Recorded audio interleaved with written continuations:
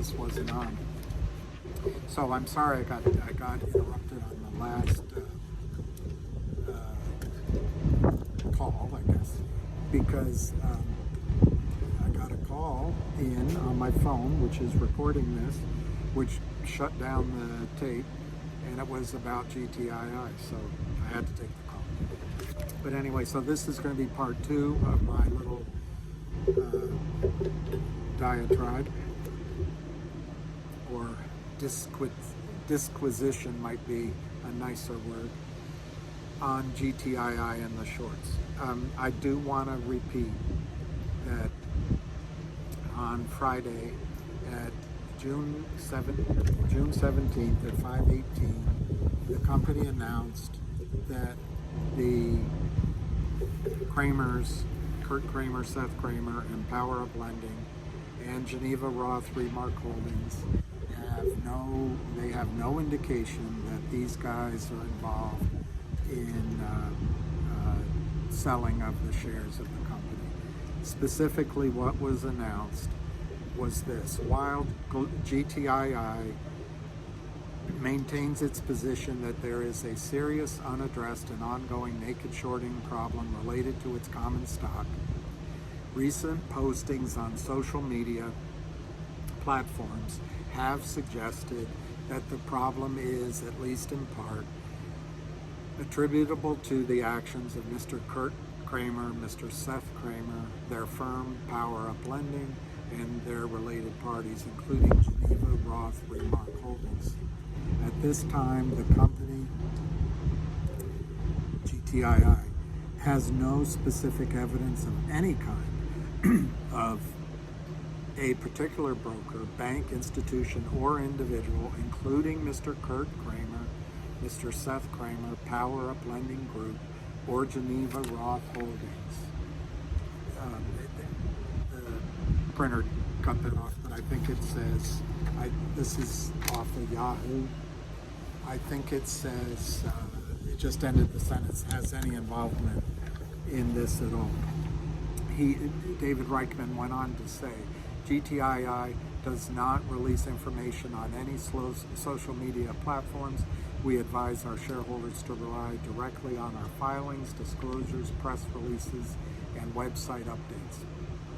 The company has had no dealings with Mr. Kramer or Power Up, with the exception of a convertible debenture note agreement,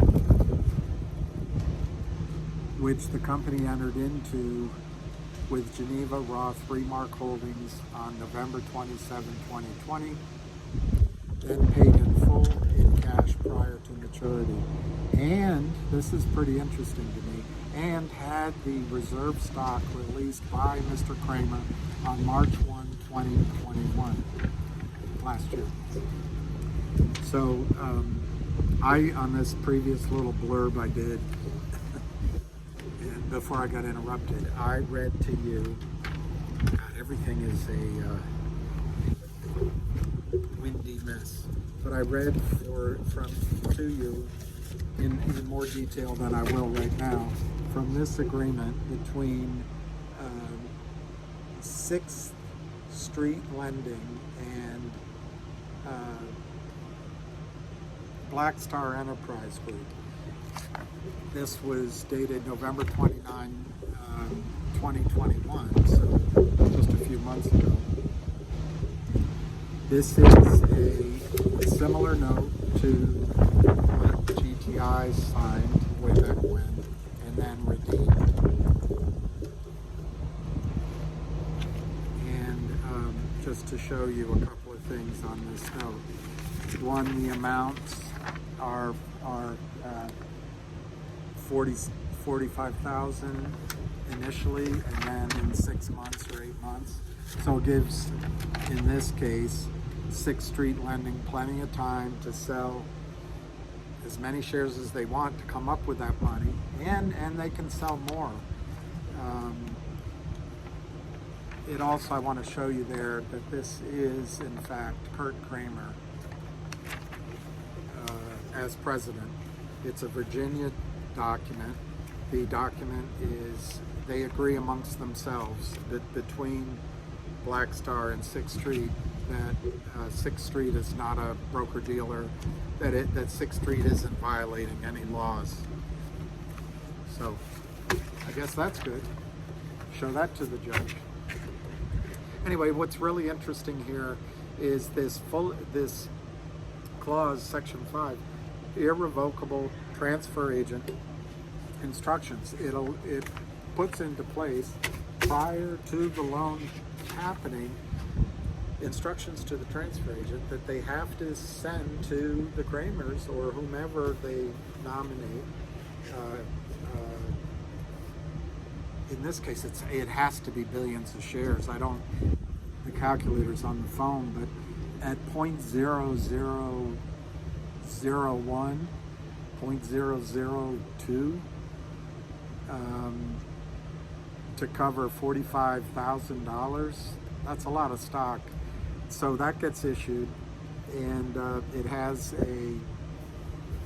for lack of a better term, a green shoe. It can go 300% or whatever they state beyond that. So I don't see the risk that the Kramers have entering into this at all. They can short the company into oblivion. It goes bankrupt. In that case, the company's not there to issue the shares, but I think the shares have already been reserved. So from the closing the transaction standpoint, or the violating the law standpoint, they can get that accomplished. I think from the prime broker standpoint, under Reg Show,